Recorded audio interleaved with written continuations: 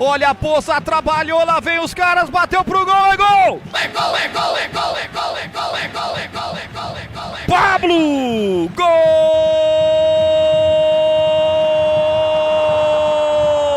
do Operário!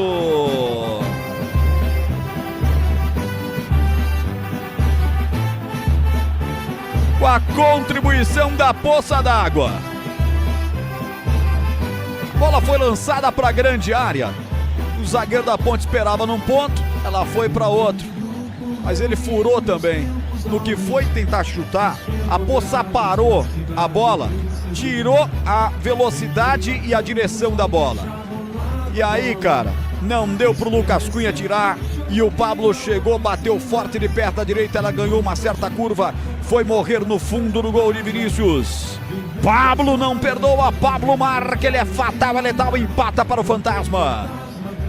Ponte 1, Operário barra Poça d'Água também 1, o que vale ao detalhe contra a Ipricinato. O detalhe é que parecia um lance perdido, o Pablo já não estava tão afim da jogada, só que no momento em que o Lucas Cunha foi cortar a bola acabou travando na Poça d'Água e o Pablo, muito esperto e experiente jogador, roubou ela do defensor da Macaca e bateu de perna direita com a bola cheia de guizo, cheia de efeito. O goleiro Vinícius tentou ir de mão trocada na bola, não conseguiu defender. O Operário empata a partida no Germano Kruger.